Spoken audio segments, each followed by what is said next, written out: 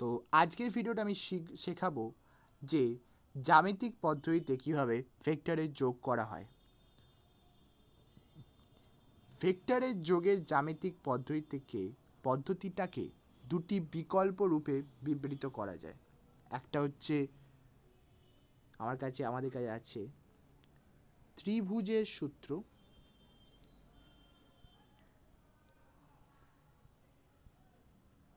দু নাম্বার আছে সামন্তরিকের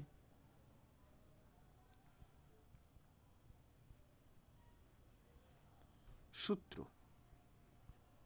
বা আমি যদি এটাকে বলি ল অফ ট্রায়াঙ্গেল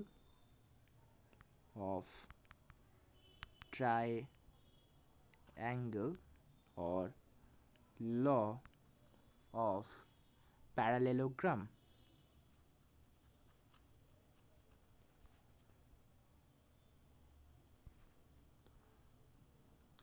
এবার আমি ত্রিভুজের সূত্রটাকে ডেসক্রাইব করছি।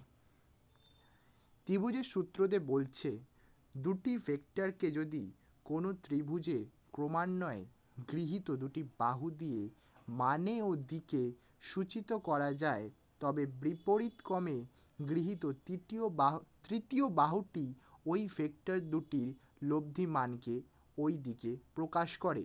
একে ভেক্টর যোগের ত্রিভুজ সূত্র বলে। এখানে কি বলছে, তাহলে তোমরা যদি লিখতে চাও এটাকে, ভিডিওটাকে আরেকবার পজ করে লিখে নিতে পারো। তো আমি ছবি দিয়ে বোঝানোর চেষ্টা করি, আমি আর ওইটা লিখছি না। ধরো দুটি ভেক্টর, ধরো এই একটা ভেক্টর এবং এই আর একটা ভেক্টর।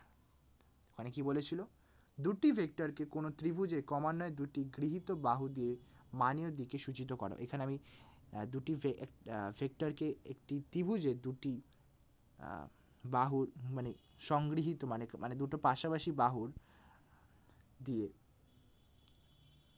মানের দিকে সূচিত করলাম। এটাকে ধরে নিচ্ছি আমি ও, এটা হচ্ছে এ এবং এটা হচ্ছে বি।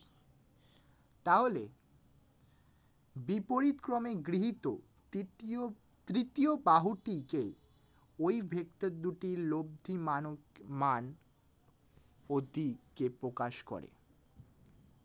তাহলে ধরো এইটা আমরা এই দিকে নিচ্ছি, তো আমরা তৃতীয় বাহুটাকে উল্টো দিক থেকে নেওয়া স্টার্ট করব, মানে এই ও থেকে বি এর দিকে এই বাহুটা হবে। তাহলে এই ও বিটা আমাদের লব্ধি ভেক্টরের মান ও দিককে সূচিত করবে। এইটাই হলো আমাদের সামন্তরিকের সূত্র। এবার আসছি আমি ভুল বললাম, এটা হচ্ছে আমাদের ত্রিভুজের সূত্র। এবার আমি আসবো সামন্তরিকের সূত্রে। সামন্তরিকের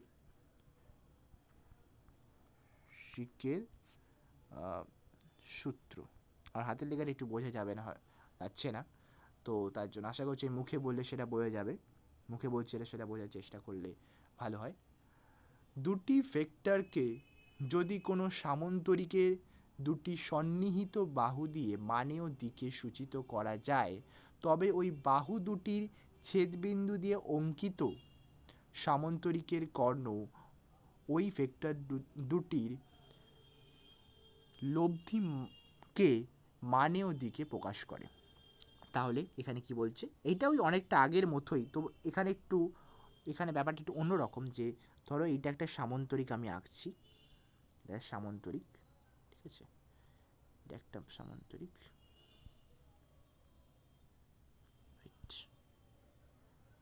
এটা সামন্তরিক। এখানে